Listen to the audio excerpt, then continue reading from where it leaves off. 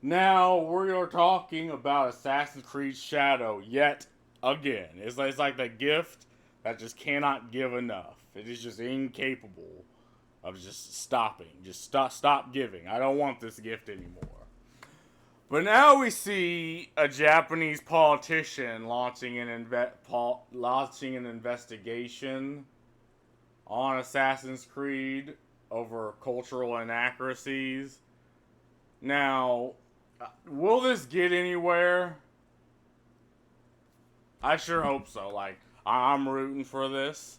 Like, I want this bad. Like, look, it's like the whole Netflix Cleopatra thing where they launched, like, Cleopatra as black, even though we know that woman was Greek. I mean, unlike Yasuke in Assassin's Creed Shadow, like there's actual historical documents, there are paintings, like we have the way she looks down to almost perfection. Like this isn't like we just do not understand, like we just can't, just didn't happen or aren't able to like pull for reference. Like we knew she was Greek, but and again, it's just like that situation because with the Cleopatra movie, the fucking Egyptian government was like, "What the fuck are y'all doing?"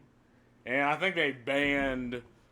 I don't know if they banned Netflix altogether or just that Cleopatra movie. But again, what we see is America doing this historical revisionist twist to like movies and to art and to entertainment, which is, it's fine, right? In certain contexts. I mean, if you're trying to tell a story. But the problem is, at least nowadays, the entertainment sector, like, I mean, they're not trying to tell, like, Hollywood, Netflix, Ubisoft for Assassin's Creed Shadow. Like, they're not trying to sell a story. They're not trying to sell entertainment. They're trying to sell the message. Like, they're trying to sell ideology, right?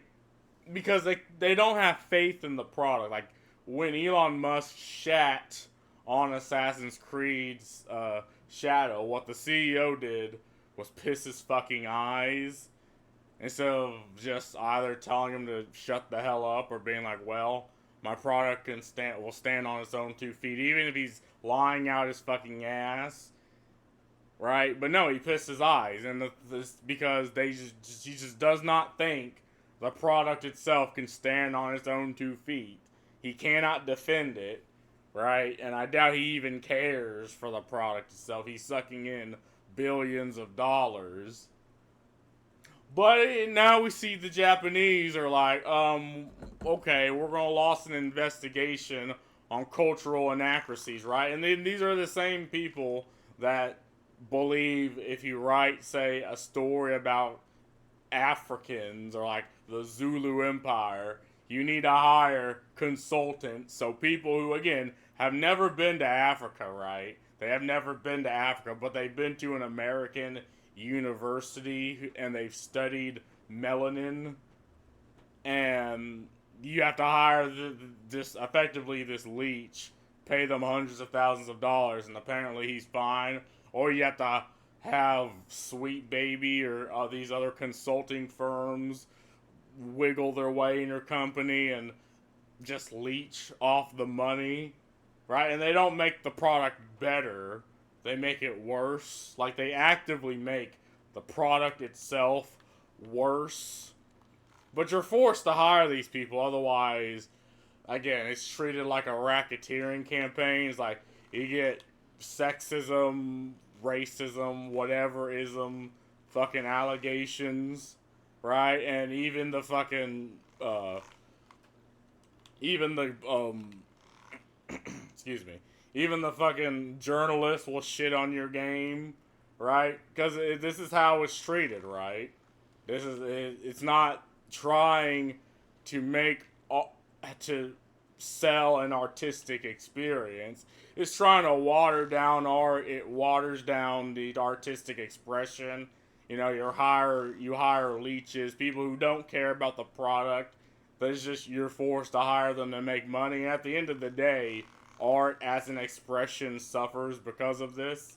Like again, there's been a couple of uh, projects that Sweet Baby consulted in that were all right, but were they all right because the consultants were there, or were they good because again, I think it was God of War Ragnarok, which could sell on its own 2 feet, and I think it was like Assassin's Creed Valhalla, which again was a good game, but they hired the consultants. And again, there's little bits and pieces of things added into both of these games, which make you think, okay, yeah, now I can kind of fucking see it. You know, because now people are noticing this.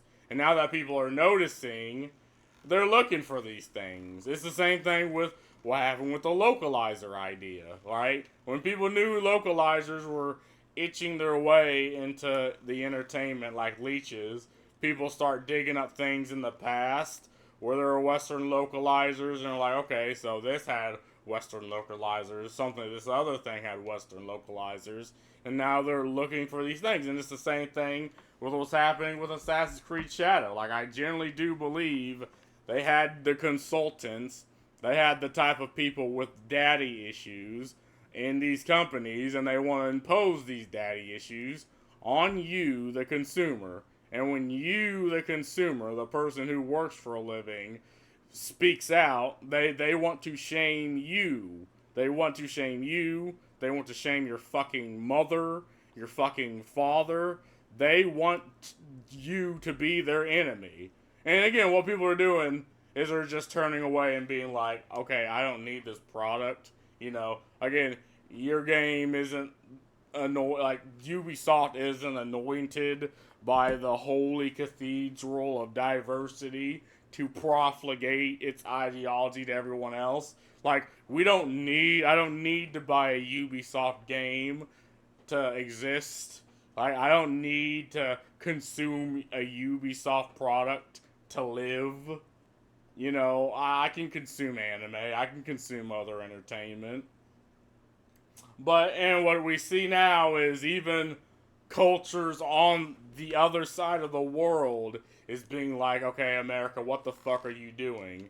And, you know, again, this doesn't just happen out of nowhere, right? This is the thing that these companies want.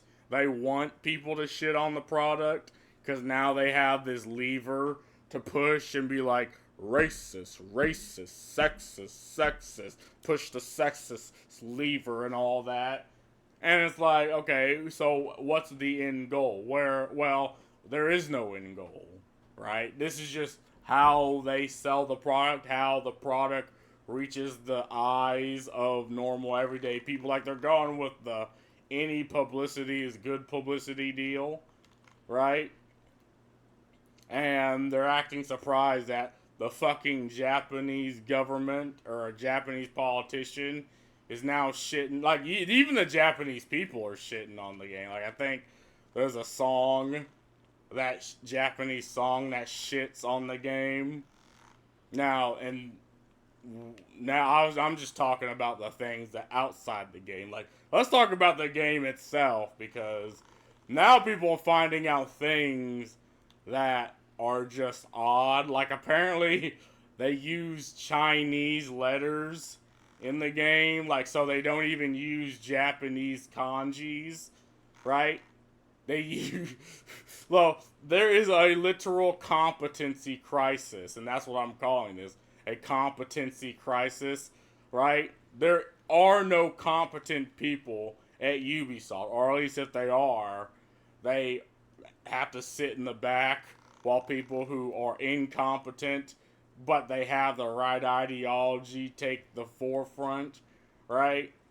Because I've also heard that they use AI pictures in the game, which, okay, I guess if you're a multi-billion-dollar company, AI is fine, but if you're an absolute fucking nobody, right? AI is having AI in your game is all of a suddenly bad.